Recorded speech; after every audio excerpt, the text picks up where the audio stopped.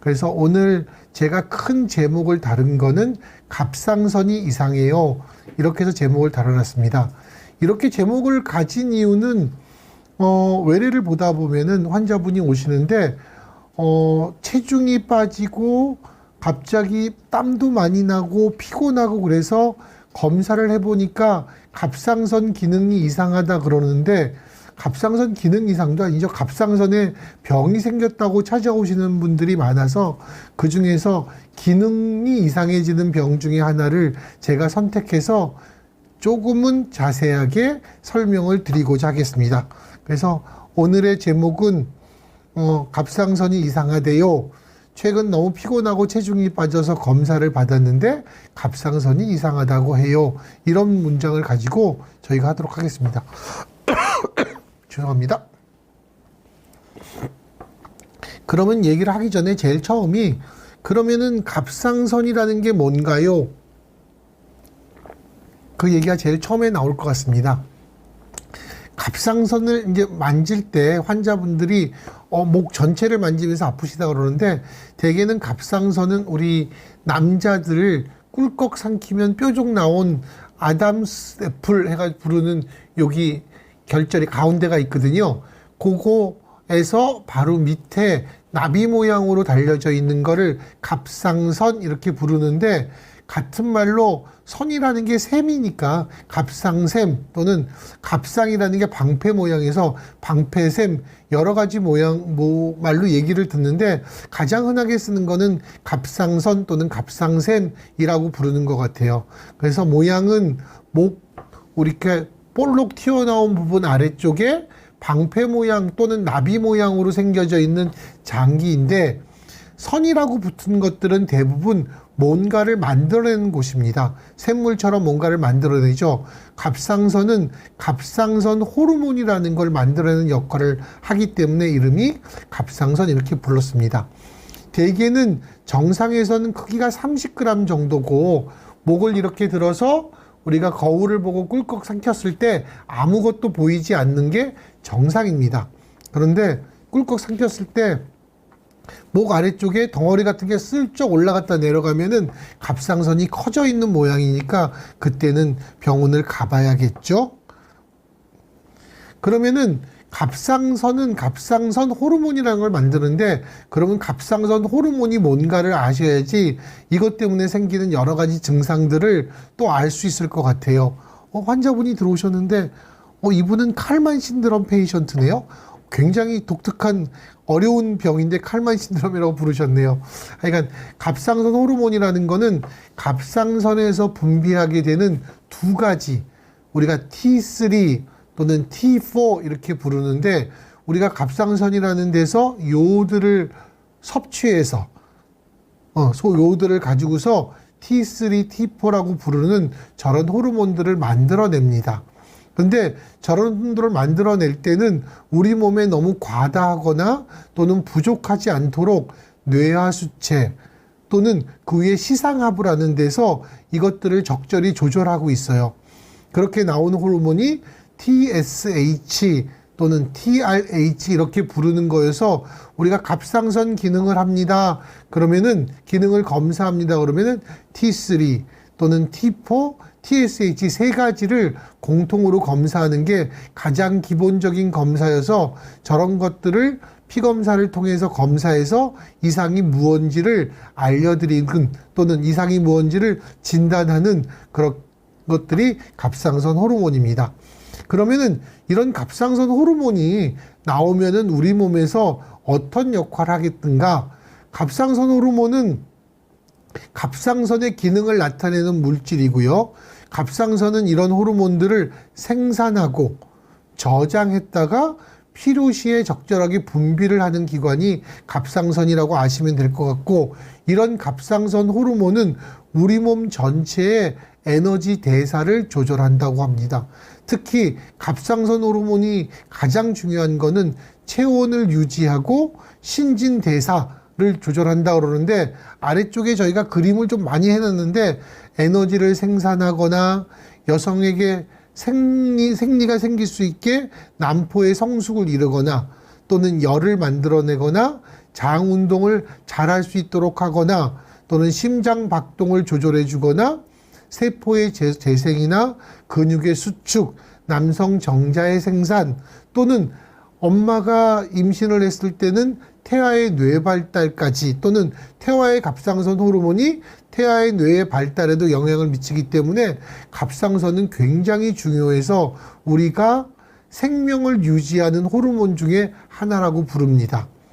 생명을 유지하는 호르몬이라는 거는 갑상선 호르몬이 없으면은 생명을 유지하기에 쉽지 않다는 뜻으로 생각하시면 될 것 같아요. 그래서 대부분의 사람들이 혹시 갑상선 기능 저하증이라는 걸로 갑상선 호르몬을 드시는 분들이 꼭 물어보세요. 이거 언제까지 먹어야 돼요?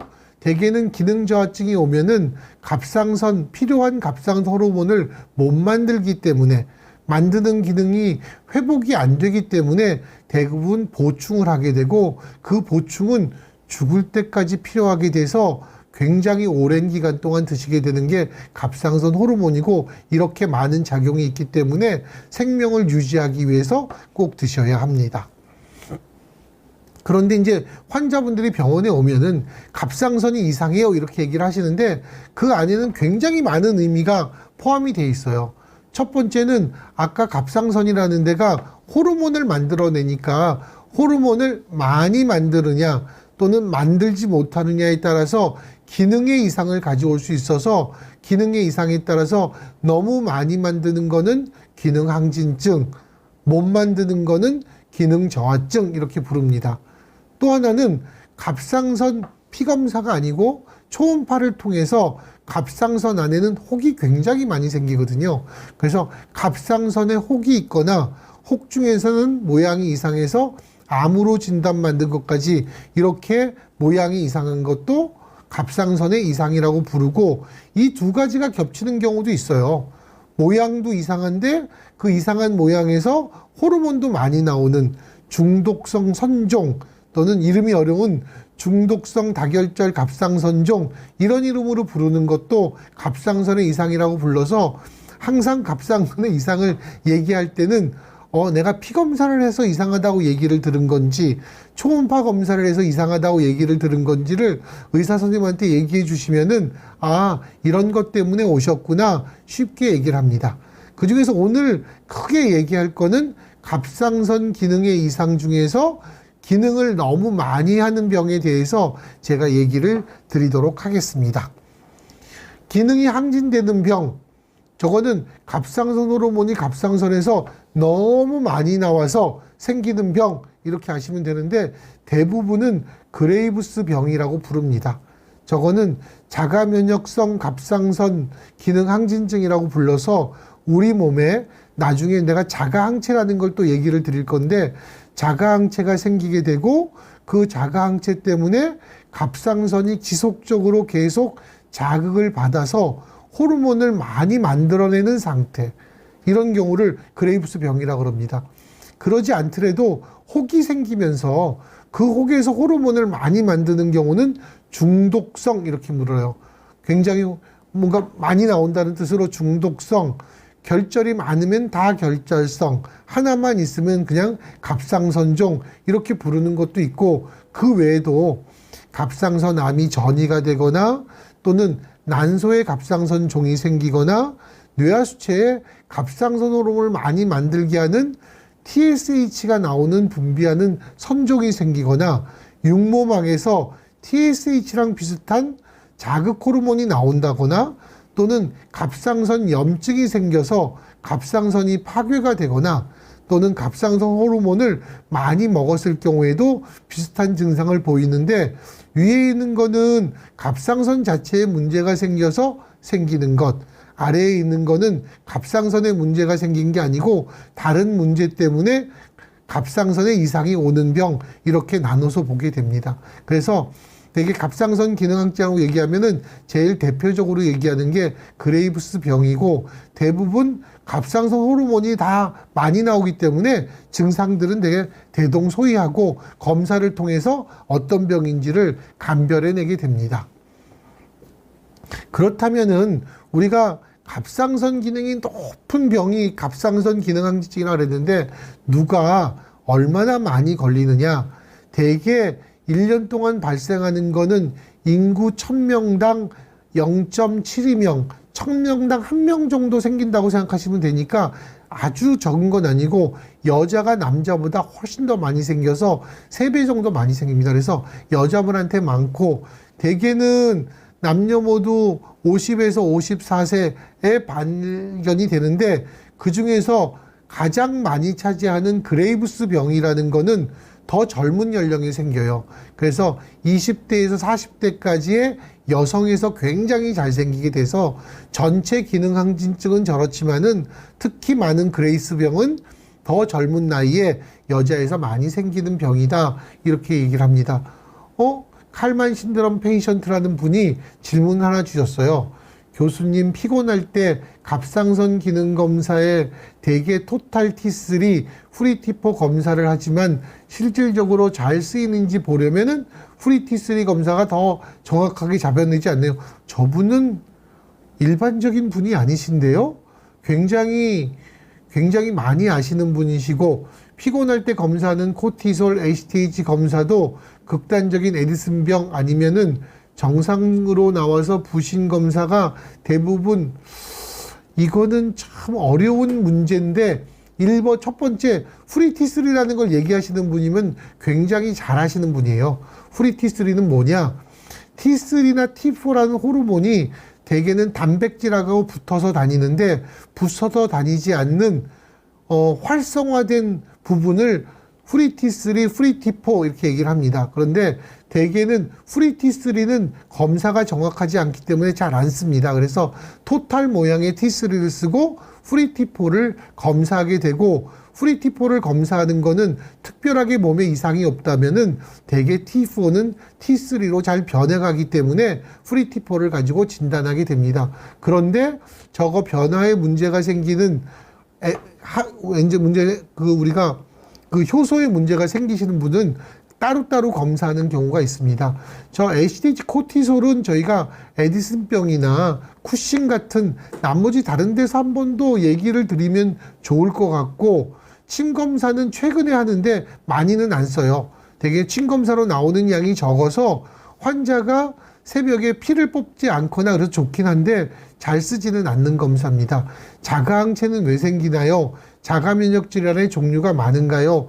엔젤님이 질문을 하셨는데 자가항체가 왜 생기는지는 모릅니다. 그거는 아직도 굉장히 많이 연구할 부분입니다. 그런데 여러 가지 우리가 사는 환경이 바뀌거나 또는 신체의 리듬이 바뀌거나 스트레스가 많아지거나 여러 가지 원인에 의해서 자가항체가 생기게 되고 또는 이런 자가항체 때문에 자가면역 질환이 생기는데 자가면역 질환은 굉장히 다양합니다. 류마티스 내과라는 데서 보는 류마티스 관절염, 홍반성 낭창물부터 시작해서 눈에 생기는 자가면역성 우리가 공막증, 망막증 이런 것도 있어서 굉장히 다양한 질환들이 많아서 저거는 다 따지면 우리 몸에 안 생기는 데가 없고 가장 흔히 생기는 데가 당뇨병의 일형 당뇨병 그리고 갑상선의 자가면역성, 갑상선염 지금처럼 갑상선 기능증의 그레이브스병 이런 것들이 내분비하고 관계되고 다른 부분에도 다 생기게 됩니다. 자, 계속해서 넘어가서 아까 그레이브스병이 더 젊은 나이에 생기기 때문에 병원의 내분비내과에 오는 환자들이 이렇게 차별이 돼요. 대개는 젊은 여성분이 오면은 대개 갑상선 때문에 오시고 나이 든 여성분이 오면은 골다공증 때문에 오시고 남자나 여자나 나이 드신 분들은 대부분 당뇨병 때문에 오시고 이런 차이들이 많아서 그레이스병은 젊은 여성에게 많이 생긴다고 알고 계시면 될 것 같아요. 그러면 기능항진증이 생기면은 어떤 증상이 나타나느냐? 굉장히 다양한 증상이 나타납니다. 아까 갑상선 호르몬이라는 게 하는 일이 뭐냐? 열을 생산한다. 그리고 대사관역에 관여한다. 그래서 첫 번째는 갑상선 기능이 생기면 더워요. 두 번째는 땀이 많이 납니다. 그리고 갑상선도 커지겠죠. 그 다음에 갑상선이 아까 심장에도 자극을 해서 맥박을 올리기 때문에 우리가 두근거림도 심해져요. 그리고 장 운동도 빨라져서 잦은 설사가 생겨요. 여자분한테서는 생리가 없어지거나 남자분한테서는 성욕이 떨어지거나 정자가 감소하는 것도 생겨요. 그 다음에 손도 두근거리는 것처럼 떨리기도 합니다. 체중도 빠집니다. 그리고 또 하나는 사람이 갑상선 항진증이 생겨놓으면은 쉽게 흥분해요. 잠도 못 자고. 그 다음에 피부로 우리가 피하로 피가 많이 흘러서 여기가 피부가 더워지니까 자꾸 가렵습니다. 그리고 그 당시에 난 우리가 머리카락이나 이런 쪽은 얇게 나기 때문에 탈모의 원인이 되기도 합니다. 그래서 기능항진증 환자가 오면은 제가 가장 쉽게 설명드리는 게, 나는 가만히 앉아 있는데 내 몸은 100m 달리기를 빨리 완주하고 나서 앉아 있는 몸의 형태가 나타나요. 그러다 보니까 숨도 차고 땀도 나고 손도 벌벌거리고 근력도 감소하고 두근거리고 이런 일들이 다 생기게 납니다. 그래서 이런 것들이 갑상선 기능항진증이어서 피곤하다는 거 외에 내가 나 땀 별로 많이 안 나는데 땀이 나, 요즘에 손이 자꾸 떨리는 것 같아, 또는 심장이 가만히 있는데 커피도 안 마셨는데 너무 두근거려, 그러면은 조금 하시고 그런 일들이 벌어지고, 강나영 님이 질문하셨는데 항진증이면 혈압도 올라가요. 혈당이 올라가시는 분들도 계세요. 그래서 그런 것들이 다 복합적으로 옵니다. 말괄량이 아롱이 님이 질문을 하셨어요. 이것도 또 다른 얘기인데, 갑상선 암으로 반절제를 하고 신지록신 88 마이크로그램을 복용 중입니다. TSH나 T4는 정상 범위에 속하는데 T3가 조금 낮고 여전히 저하증 증상을 느끼고 있습니다. T3를 올리는 방법은 없을까요? 이거는 우리 선생님하고 상의를 하셔야 되는데, 이제 오래돼서 반절제를 하는 갑상선이 역할을 못하면은 우리가 갑상선 호르몬을 먹게 되는데, 그 신지록신은 T4라는 겁니다. 근데 T4가 정상적으로 T3로 잘 바뀌면은 T4도 정상, T3도 정상이 되는데, 환자분에 따라서는 바뀌는 율이 조금 떨어지시는 분이 있어요. 그래서 T3가 너무 떨어져서, 또는 T3가 낮으니까 자꾸 이렇게 피곤하고 한다 그러면은, T3는 굉장히 발감기가 짧지만은 T3 약제가 또 있습니다. 또는 우리가 신지록신하고 T3가 같이 섞여져 있는 콤스로이드라는 약제도 있어요. 혹시 그런 약제를 드셔보시는 것도 도움이 되니까, 이거는 지금 갑상선암 절제하고 신지록신을 처방해 주시는 선생님하고 한 번쯤 상의를 해보는 것도 좋은 것 같습니다. 엔젤님이, 교수님, 자가면역 질환이 생기면은 면역 조절약을 먹는다는데 평생 먹어야 하나요? 면역 억제제를 먹는다면 그런 면역이 떨어질 텐데 다른 병에 쉽게 걸리진 않나요? 갑상선처럼 갑상선이 파괴가 되고 별로 문제가 없이 갑상선 호르몬을 보충한다든지, 또는 갑상선 기능항처럼 그렇게 오는 저런 자가면역 질환은 그 부분만 치료를 하니까 면역 억제제까지 쓰지는 않습니다. 그러나 관절을 망가뜨리거나 콩팥을 망가뜨리거나 심장을 망가뜨리거나 그런 굉장히 다른 부분을 많이 망가뜨리는 자가면역 질환에 있어서는 특히 우리가 장을 망가뜨려서 설사가 계속 나온다든지, 그런 경우에는 면역억제제를 먹을 수밖에 없죠. 면역억제를 먹는다는 거는 면역억제제로 생기는 여러 가지 부작용에 대해서 보다 면역억제제를 사용해서 생기는 이득이 더 많기 때문에 면역억제제를 먹게 됩니다. 당연히 면역이 떨어지기 때문에 감염증이 올 수 있더라도 면역억제제를 먹지 않아서 생기는 자가면역 질환이 생명을 위협한다면 그때는 먹어야겠죠. 그런 뜻으로 생각하시는 게 더 옳다고 생각이 듭니다. 질문이 오늘 굉장히 많으시군요. 갑상선에 대해서 하도 유튜브가 많아서 다 아신다고 생각했는데 그러지 않으신가 봐요. 자, 갑상선 기능항진증이 여러 가지 증상이 있는데, 우리가 그레이브스 병이라 그러면은 꼭 따라다니는 이상한 병이 두 가지가 있어요. 하나는 갑상선 암병증, 그레이브스 암병증이라고 부르듯이 눈이 돌출되는 게 있어요. 이거는 우리가 갑상선의 항체가 갑상선만 자극하는 게 아니고 눈 뒤에 있는 근육을 자극해서 근육을 크게 만들기 때문에 눈 주위가 붓고 처음에는 눈에 충혈이 생기고, 그러다가 눈이 덜 감기게 되고 안구가 나오게 되고 눈이 자꾸 마르니까 문제가 생기고 나중에 시야에 문제가 생기고 그러기 때문에 안과를 방문해서 치료를 해야 되는데 안과 선생님이 꼭 갑상선이 다 조절이 된 다음에 오라 그래서 아마 환자분들이 왔다 갔다 하는 경우가 많은데 이런 경우도 실명의 위험까지 가져가는 경우가 있어서 굉장히 심각하게 생각해야 되는 병 중에 하나라고 생각을 합니다. 또 하나 재미있는 갑상선의 이상은 내가 갑상선 기능 항진증인지를 몰랐는데 어느 날 자고 일어나니까 근육이 하나도 안 움직여요. 숨은 쉴 수 있고 눈은 뜰 수 있고 말은 할 수 있는데 팔다리가 하나도 안 움직여요. 환자가 얼마나 깜짝 놀라겠습니까? 다리를 들라 그러는데 다리가 안 들리고 손을 들려 그러는데 손이 안 들려요. 이런 것들을 갑상선 중독에 의한 주기성 마비라 그럽니다.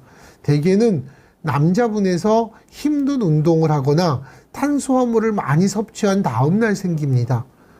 이렇게 됐을 경우에는 우리가 뇌 이상이 있거나 신경에 이상이 있는 것보다는 갑상선 중독 때문에 피 안에 있는 칼륨이라는 게 근육 속으로 숨으면서 칼륨이 떨어져서 저런 일들이 생기게 됩니다.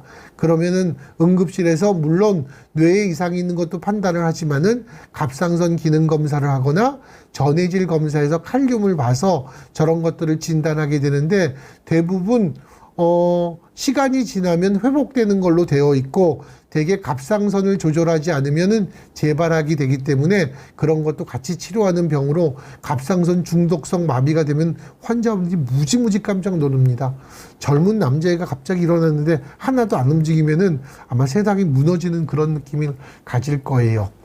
자, 질문이 또 많이 올라가서 질문에 대해서 몇 가지 얘기를 드리고 제가 다시 보도록 하겠습니다. 아이스님이 어렸을 때부터 목 부분이 볼록하게 생겼는데 건강검진할 때 추가로 갑상선 초음파를 했는데 결절이 있다고 하고 6개월 후에 다시 보자고 했어요. 커지지 않으면 문제가 없는 건가요? 아까 갑상선의 모양이 이상하게 되는 것 중에 결절, 갑상선 안에 혹이 생기는 건데 초음파 검사를 했을 때 그 결절의 모양을 보고 몇 가지로 나눕니다.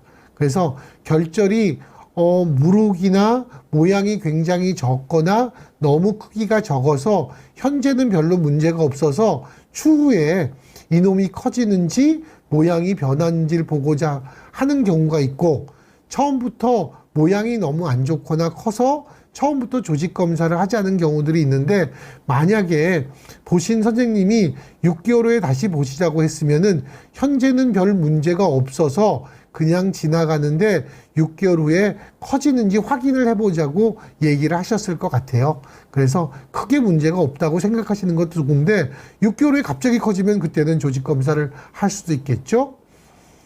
엔젤님이 굉장히 어려운 질문을 하셨어요. 저건 저하고 별로 상관이 없는데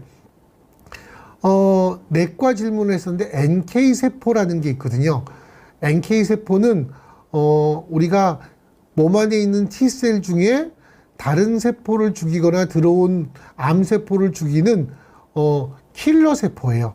그 세포 활성도 검사는 암 환자들에서 대부분 시행하나요? 저거는 시행하시는 분도 있고 안 하시는 분도 있어서 저건 잘 모르겠어요.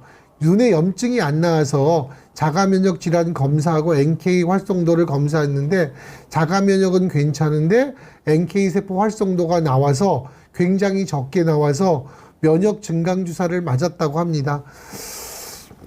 저 부분은 제가 말씀을 드리기가 좀 어려울 것 같아. 저거는 선생님마다 이견들이 많은 얘기여서 지금 그 NK 활성도 검사를 하셨던 분한테 가서 조금 더 얘기를 들으시고 면역 증강 주사를 맞으면은 NK 세포 활성도가 정말로 좋아지는지 그거에 따라서 눈의 염증이 좋아지는지 잘 여쭤보신 다음에 하는 게 좋을 것 같아요. 엔젤님 하나 더 얘기 주셨어요. 요즘 주위에 젊은 여성들 갑상선 기능 저하증이 너무 많아요. 네, 너무 많습니다. 평생 약을 먹어도 되나요? 예, 평생 약을 드셔야 됩니다. 왜 이렇게 많을까요? 잘 모르겠습니다. 많습니다. 이거는 환경적인 영향, 그리고 너무 깨끗하면 자가면역 질환이 또 늘어가거든요. 우리가 너무 깨끗하면은 이런 얘기도 있죠. 어렸을 때 좀 먼지도 있고 흙도 있고 땅도 좀 만지고 이런 친구들은 여러 가지 균에 의해서 감염도 됐다가 낫다 그러니까 굉장히 면역이 아주 좋아요. 그런데 너무 깨끗해지면은 이제 자가 면역 질환이 잘 생겨서 천식도 잘 오고 그런 일들이 생깁니다. 그래서 그런 것들 때문인지 최근에 뭐 지구 온난화 때문인지 여러 가지 우리가 플라스틱 같은 데서 나오는 여러 가지 환경 유해 물질 때문인지는 모르겠는데 자가 면역 질환이 많아진 것 많고 갑상선 기능 저하증 환자도 꽤 많아진 편입니다.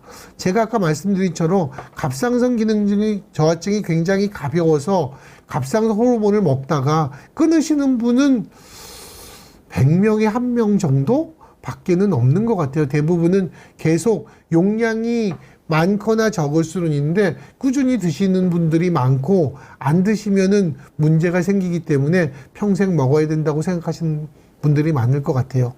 자, 문영민 님이 검사를 해주셨습니다. 갑상선 기능 저하증의 적혈구 감소증인데 빈혈약이 갑상선 기능 저하증 약 흡수 방해와 갑상선 기능 저하증 약을 몇 년 먹다 보면 당뇨병 등 합병증이 온다는 유튜브를 보았는데 맞는지요? 첫 번째, 갑상선 기능 저하증 자체에서도 빈혈이 생깁니다.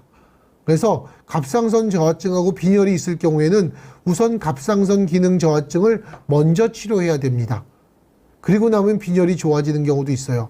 그래서 갑상선 기능 저하증을 치료했는데 빈혈의 원인이 우리가 여러 가지 원인 중에서 여자분들 가격은 철분 결핍성 빈혈이 많거든요. 왜냐? 생리를 하기 때문에.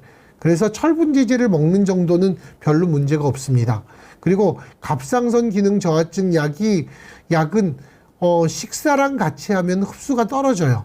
만약에 철분 약제랑 같이 먹으면은 갑상선 약을 먹고 철분 약제는 뒤에 먹는다든지 철분 약제를 아침에 먹으면 갑상선 약제는 저녁에 자기 전에 먹는다든지 이렇게 하고 갑상선 약을 오래 먹는다고 당뇨병이 생긴다는 거는 저는 듣도 보도 못했습니다.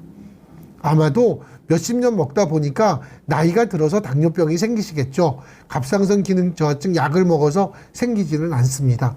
모르죠. 너무 많이 먹어서 용량보다 내가 너무 많이 복용해서 오히려 기능항진 상태가 되면 모르겠어요. 그런데 적절히 검사를 해서 적정한 용량을 먹는다면은 제 환자 몇십 년을 드셔도 당뇨병이 생기는 거는 못 봤습니다. 자, 이런 쪽은 걱정하지 않으셔도 됩니다. 자, 아까 자가면역 질환 얘기를 하면서 갑상선 항체라는 얘기를 했는데 갑상선을 자극하는 항체예요. 갑상선은 아까 뇌하수에 나온 TSH라는 게 갑상선에 들이붙어서 자꾸 자극을 하는데 그런 수용체에 있는 뇌하수에는 TSH 수용체가 비슷한 항체가 생기면서 자꾸 갑상선을 자극해서 지속적으로 갑상선 호르몬을 생산해서 대개 그레이스병에서 90에서 100% 정도가 발견되기 때문에 저런 항체가 있는 걸 보고 그레이스병을 확진하게 됩니다. 그리고 저 항체가 없어져야 치료를 종결하게 됩니다. 저 항체가 없어지지 않는 상태에서 치료가 종결이 되면은 다시 재발하는 원인이 되기 때문에 굉장히 검사하는데 시간도 걸리고 하지만은 꼭 검사를 하게 됩니다. 물론 제가 갑상선 항체라고 부른 거는 기능항진증에서 보는 저런 항체가 있고 기능 저하증에서 보는 항체가 또 따로 있어요. 그래서 그거는 아마 검사하시는 선생님이 항체 검사를 한다 그랬을 때 기능항진증에 따라서도 다르고 저하증에 따라서도 다르고 우리가 말하는 류마티스 관절염의 항체도 다르고 우리가 홍반성 낭창이라 그러는 그런 항체도 다르고 굉장히 다르기 때문에 그 질환에 맞는 항체들을 검사하게 됩니다. 자, 또 하나 칼만 신드롬 페이션트님이 또 하나 질문을 주셨는데 극도로 피곤한 걸로 피검사에서 갑상선 말초 전환 장애 여부를 피검사에 추가로 리버스 T3 검사가 유행할까요? 예전에 리버스 T3를 재기도 했는데 재는 방법이 되게 복잡해요. 그런데 대부분 우리가 프리 T4를 보고 T3 용량을 봐서 만약에 환자가 정말로 전환 장애가 있을 경우에는 리버스 T3에 올라갔을 거라고 생각을 합니다. 그래서 아이오디네이즈라는 걸 재는 거나 리버스 티스를 재는 거는 아직은 실험실적인 검사들이 많아서 하시고, 리버스 티스를 재시는 분도 있어요. 저런 경우는 저런 피곤함 때문에 말초정한 장애를 알기 위해서 재는 것보다는 대개 갑상선 있는 사람이 많이 아플 경우에 응급실에서 입원을 했거나 중환자실에 계시면은 우리가 갑상선은 문제가 없는데 갑상 호르몬이 변하는 질환이 있어요. 그런 질환에서는 저런 것들이 유용할 수가 있어서 하게 됩니다. 자, 강나영 님이 하나 더 질문을 주셨어요. 저는 하시모토 갑상선염이 있어서 동반될 수 있는 자가면역 질환이 궁금하네요. 나중에 답변 부탁드립니다. 저렇게 그냥 하시모토 갑상선염이 있고 지나가시는 분도 있고요. 여러 가지 항체들이 모여서 우리가 대개는 내분비 쪽에서는 다발성 내분비 자가면역 질환 이렇게 부르는 것들이 있거든요. 그런 거는 갑상선 기능 이상도 생기고 당뇨병도 생기고 부신 기능 저하도 오고 이런 식으로 여러 가지 내분비 기관들이 여러 가지 항체 또는 자가면역 질환에 따라서 이렇게 손상을 받는 그런 경우들이 있습니다. 물론 우리가 전신성 홍반성 난창 SLE라고 부르는 루푸스라고 부르는 그런 질환이거나 류마티스 아스라이티스 또는 궤양성 대장염 하여간 여러 가지 오는 그런 질환 때문에 오는 자가면역 질환에 갑상선도 겹치기도 하기 때문에 자가면역 질환은 굉장히 같이 다니는 분들이 많습니다. 그래서 자가면역 질환을 치료할 때는 다른 거를 굳이 검사할 필요는 없지만은 증상이 있다면은 검사가 필요합니다. 오늘 자가면역 질환에 갑자기 하셔서 엔젤님이 자가면역 질환은 질병은 언제쯤 발견되나요? 증상을 보고서 발견하게 됩니다. 제가 어렸을 때 이런 질병명을 못 들어봤거든요. 그때는 그렇게 많지는 않은데 그 당시에는 아마 호흡기 내과를 가도 우리가 저렇게 천식이라든지 자가면역성 무슨 폐렴이라든지 그런 보시는 선생님이 덜 했을 것 같아요. 그런데 요즘에는 저런 것들이 많이 생기면서 자가면역 질환을 보는 곳이 지금은 류마티스 내과에서 굉장히 많이 보게 되는데 그런 질환을 보는 것들도 많이 생겼으니까 그만큼 환자가 늘었든지 예전에는 질병을 저런 것의 원인이 된다고 생각을 못해서 검사하는 방법들이 없었기 때문에 진단하지 못했던 것들이 최근에는 검사 방법들이 좋아지면서 저런 것들을 진단할 수 있기 때문에 굉장히 늘어난 것처럼 보일 수도 있어서 그런 것들은 그런 차이가 있다고 생각하시면 됩니다. 자, 다음으로 넘어가서 결국은 갑상선 기능항증이 생기면은 저희가 치료를 해야 돼요. 치료는 나라마다 또는 병원마다 선생님마다 조금 호불호가 있어요. 그런데 최근에는 대부분 첫 번째는 항갑상선제로 치료를 하게 되는 것 같아요. 거기는 이름이 메치마졸, 카멘, 안티로이드 저 세 가지 약제 주기를 하나 쓰는데 대부분은 첫 번째, 두 번째 약으로 다 시작을 합니다. 왜? 마지막 약제는 환자가 임신이 예정되었거나 임신한 환자에서 갑상선 기능항증이 올 때 쓰고 대부분은 처음에 초치료는 하지 않습니다. 그리고 그 외에는 방사선 요오드 치료를 해서 갑상선이 약제에 잘 안 듣거나 자꾸 재발을 하는 경우에는 방사선 요오드나 또는 수술을 통해서 갑상선을 제거하거나 또는 제거에 준하도록 없애는 방법을 쓰기도 합니다. 그래서 갑상선 기능을 정상으로 맞추는데 왜냐하면 갑상선이라는 게 자꾸 재발하면은 두근거리고 문제가 생겨서 나중에는 심장 기능이 떨어집니다. 그래서 심부전이 생기게 되면은 땀나고 사람이 자꾸 이렇게 예민해져서 화내고 이런 게 문제가 아니고 심장 기능이 나빠지면은 계단을 못 걸러 올라갈 정도로 숨이 찹니다. 그래서 조금만 걸으면 숨찬 일들이 벌어지기 때문에 꼭 치료를 받아야 되시고 초기에는 잠을 너무 못 자서 안정제를 주거나 진정제를 투여하는 경우도 있고 두근거리거나 손 떨리는 게 너무 심해서 교감신경 차단제 같은 거를 쓰는 경우도 있어요. 자, 금방 좋아지나요? 금방 좋아지지 않아요. 대개는 첫 번째는 2, 3주만 지나도 증상은 좋아져요. 그리고 6주에서 8주 정도 지나면은 갑상선 호르몬이 이제 정상화가 되는데, 완전히 치료를 끝내는 거는 적어도 1년에서 2년, 길게는 3년까지도 갑니다. 이렇게 중단하기 어려운 경우에는 중단이 안 되고 저렇게 약을 끊었는데도 아까 밑에서 좀 재발이 자꾸 돼서 되는 경우에는 저용량의 갑상선 약제를 계속 쓰거나 아까 말씀드린 대로 방사선 요오드 치료나 수술을 하는 경우도 있어요.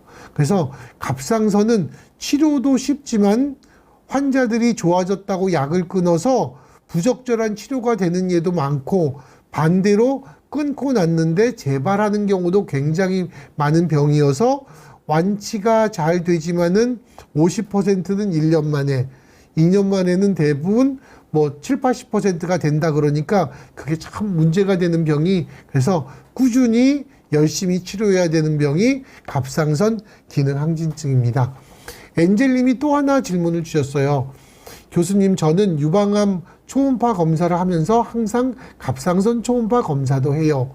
병원에서 갑상선도 함께 할까요? 라고 하면 왠지 해야 될 것 같아서 매년 초 초음파를 함께, 잘하시는 겁니다. 왜냐면 유방암이나 갑상선암이 여자분 맞으시죠? 여자분들, 유방암 검사니까 당연히 여자분이시겠죠. 그래서 여자분들한테 많이 생기는 많이 생기는 질환이기 때문에 하시는 것도 좋아요. 혈액 검사도 한 번씩 하는데 2가지 중 1가지도 하면 되나요? 혈액 검사는 간단히 하는 경우에는 TSH만 하기도 하는데, TSH하고 프리티포라는 거 2가지를 같이 하는 게 제일 정확하니까 같이 하기를 권유드립니다. 갑상선도 유방암이나 자궁암처럼 정기 검진을 해야 될까요?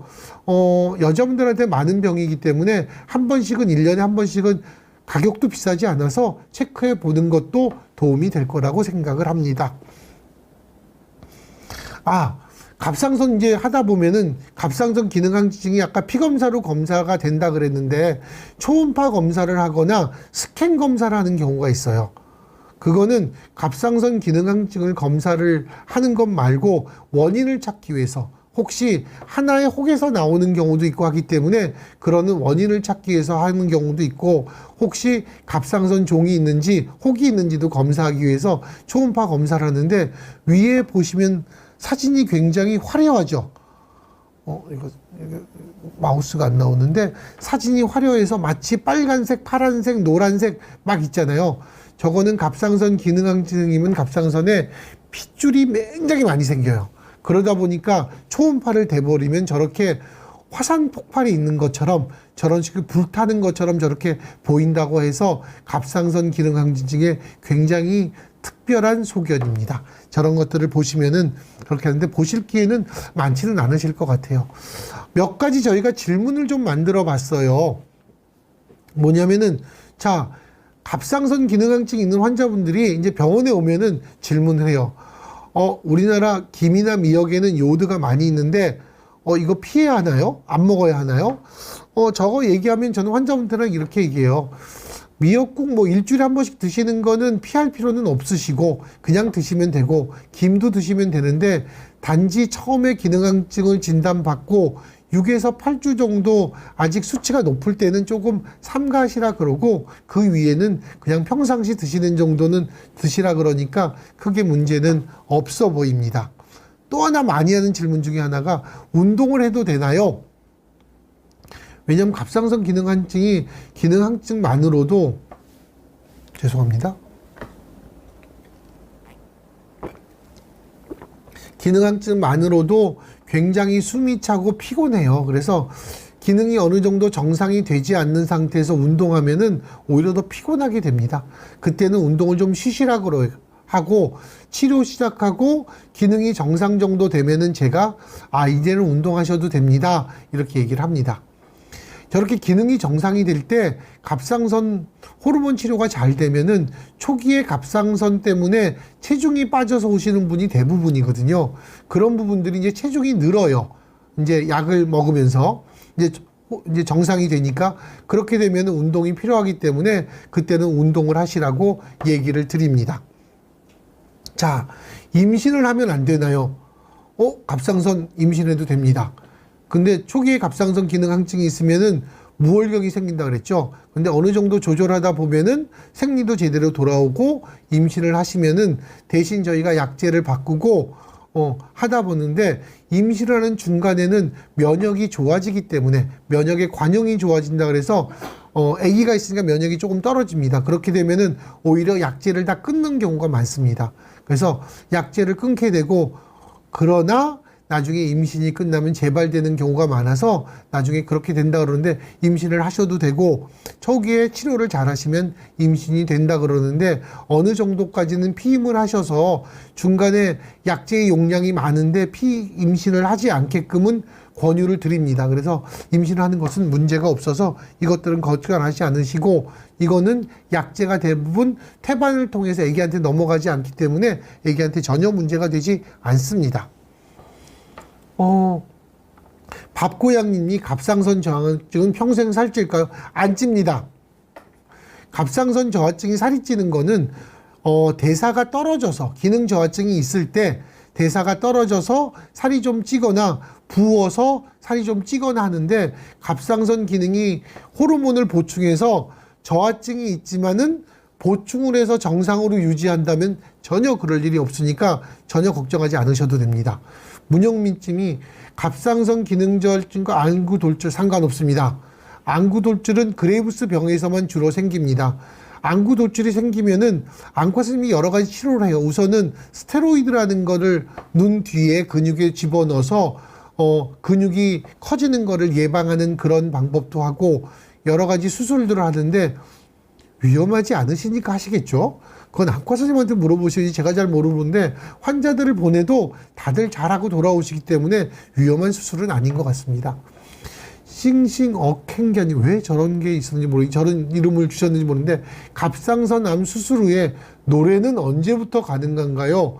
고음 저음이 아예 나지 않나요? 저거는 아예 나지 않으시다고 얘기하는 건지는 모르겠는데, 갑상선 암 수술 후에 갑상선 암을 어떻게 수술했냐 조금씩 다르긴 한데, 갑상선 뒤로는 성대를 조절해주는 신경 두 가닥이 따라서 오른쪽에 하나 왼쪽에 하나가 올라갑니다. 그래서 그 수술 중에 또는 갑상선 암 때문에 그 성대로 올라가는 신경이 눌리면은 성대가 일시적으로 마비가 옵니다. 그렇게 하면은 목소리도 쉽게 쉬고 그 다음에 음성도 잘 안 나오게 됩니다. 그래서 초기에는 성대가 다시 돌아올 때까지 기다려서 성대가 제대로 돌아오면은 그때는 노래하시면 되실 것 같고, 만약에 성대가 조금 손상을 받아서 움직임이 덜한다 그러면은 말도 천천히 하셔야 되고 고음 저음을 내는 방법을 좀 배우셔야 되는 거를 보이스 트레이닝이라고 부릅니다. 그래서 그런 것들을 하셔야 될 필요도 있는데, 지금 어느 정도로 수술하셨는지, 어느 정도로 고음 저음이 나오지 않는지, 수술 전부터 나오지 않았는지 어떤지를 제가 모르기 때문에 확실한 얘기를 드리기는 쉽지는 않습니다. 자, 마지막 질문 중에 하나가, 환자분들이 이런 얘기 참 많이 하세요. 옛날에 갑상선 기능 항진증이 있다가 지금은 저하증이래요. 왜 그런가요? 이런 경우 많아요. 갑상선 기능 항진증을 방사선 요오드를 치료하고 나면은 기능 저하증이 나중에 되니까 그것 때문에 생길 수도 있는 경우가 하나. 두 번째는 자가면역성 갑상선염은 초기에는 여기 쌓여있는 갑상 호르몬이 갑자기 망가지면서 많이 나오지만은 나중에는 기능 저하증이 생길 수도 있어요. 이런 여러 가지 경우가 있어서 이상하지 않습니다. 저거는 기능 저하증이 생겼다가 나중에 저하증으로 가는데, 혹시 약을 먹다가 약의 용량이 조금 과해서 또 떨어지는 경우도 있어서 중간에 약을 끊거나 줄이기도 하기 때문에 그건 선생님하고 상의하시면 될 것 같고, 기능 항진증이나 저하증이 돼서 더 위험하거나 그런 건 아니고, 처음에 기능 항진증을 진단을 잘못한 것도 아닐 수 있기 때문에 그렇게 생각하시면 될 것 같아요. 그리고 조금 더 두 가지 질문 하나 있는데, 첫 번째는 치료를 했더니만 머리가 빠진다고 오세요. 이거 참 어려워요. 뭐냐면은 갑상선 기능 항진증이 심했을 때 생겼던 머리카락은 대개 수명이 3개월에서 4개월 정도로 다른 머리카락, 정상일 때 났던 머리카락하고 차이가 많다고 합니다. 그러다 보니까 갑상선 기능항증이 생겨서 나는 모르고 있다가 한 달이나 두 달 후에 병원을 와서 이제 치료 약제를 먹었어. 먹고 나서 먹었습니다. 자꾸 제가 먹고 나서 보니까 한 달 정도 지났는데 머리가 자꾸 막 빠지는 거야. 그래서 이거 약제 때문에 빠지는 거 아니에요 해서 이제 병원을 가면은 약제 때문이 아니고 갑상선 기능 항진증이 있었던 시절에 난 머리카락이 빠지는 거고, 이제 기능이 정상화되셨으니까 지금부터 나는 머리카락은 괜찮기 때문에 문제가 없습니다. 이렇게 얘기를 드릴 겁니다. 그래서 걱정하지 않으셔도 되고요. 마지막 질문은 갑상선 약을 먹으니까 너무 살이 많이 쪄요. 그래서 못 먹겠어요. 이래서 오시는 분들이 있는데, 이게 젊은 친구 또는 이제 고등학생, 대학생들이 갑상선 기능항증이 살이 좀 빠지거든요. 그러다 보니까 날씬하고, 또 하나는 먹어도 살이 안 찝니다.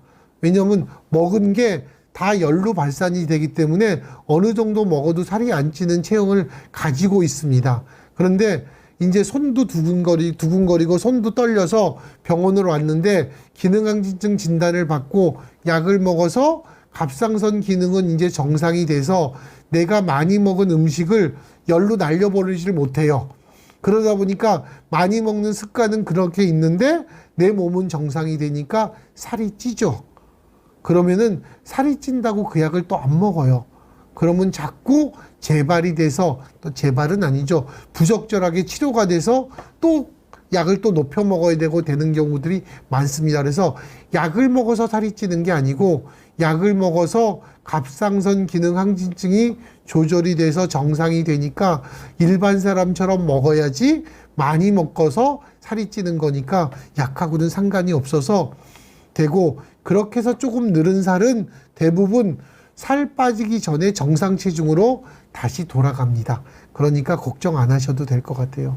그리고 나서 몇 개 질문이 더 있어서, 릴리님이 항진증이고 재발 후 1년가량 약을 복용 중입니다.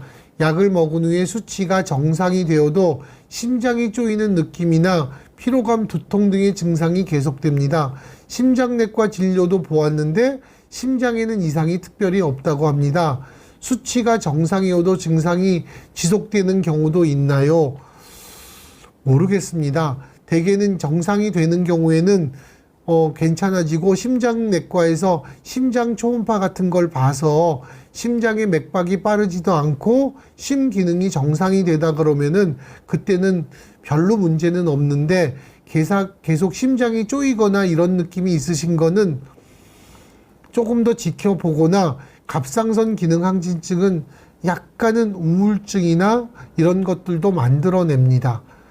그래서 그런 것들도 한 번쯤 생각해 보셔서 같이 치료를 받으시는 것이 어떤지도 조언을 드립니다.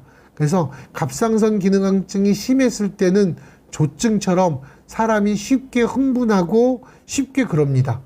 반대로 갑상선 기능항이 좋아지면은 오히려 조금 내가 좀 처지는 느낌, 이런 것들이 오시는 분들이 있거나 많이 필요한 느낌들이 생긴다 그래서 대개는 시간이 지나면 좋아지는데, 그런 것 때문에 올 수도 있기 때문에 조금 얘기를 들으셨으면 좋겠어요.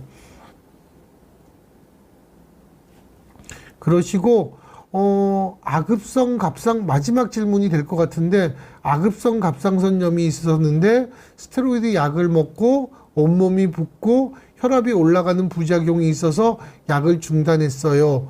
염증은 없어졌는데 목은 아프기만 합니다. 아급성 갑상선 시간이 지나면 저절히 나을까요? 아니면 다시 병원에 가서 스테로이드 약을 먹을까요? 대개는 저거는 우리가 염증 중에서 균이 감염이 되는 염증이 있고 그렇지 않은 염증이 있거든요. 그래서 염증이 생기면서 갑상선이 붓기 때문에 아파지는데, 대개는 그렇기 때문에 염증을 가라앉히기 위해서 우리가 스테로이드 약을 쓰게 됩니다. 근데 저런 경우에는 스테로이드를 조금 줄여서 쓰시는 방법도 있기 때문에 보시고, 염증의 수치가 처음에 썼던 스테로이드를 가지고 떨어졌다면은 다시 재발하는 경우가 많아서 문제가 되긴 하는데, 그렇지 않다면은 스테로이드를 안 먹고 기다려봐도 좋습니다. 대개는 저절로 낫기는 합니다. 그렇기 때문에 만약에 스테로이드 부작용이 크다면은 1번은 약을 줄여서 먹든지 또는 견딜만 하시다면은 통증을 완화시키는 진통제로 통증을 좀 줄이면서 지켜보시는 것도 방법일 수 있을 것 같습니다. 저는 이제 같이 굉장히 많은 분들이 질문을 하셔서 굉장히 좋았습니다. 저는 제가 맡은 시간이 다 끝나서 이것으로 인사를 드리도록 하겠습니다. 다음번에는 조금 다른 내용으로 부신에 대한 내용을 좀 해볼까 그래요. 부신에 혹도 많이 생기거든요. 그래서 부신의 혹에 대한 얘기를 드리면은 내분비에서 보는 여러 가지 질환 중에 또 다른 질환을 얘기할 수 있어서 그런 것들을 얘기하겠습니다. 좋은 저녁 되시기 바라시고요. 저는 가천대 길병원 내분비내과의 김병준입니다. 감사합니다.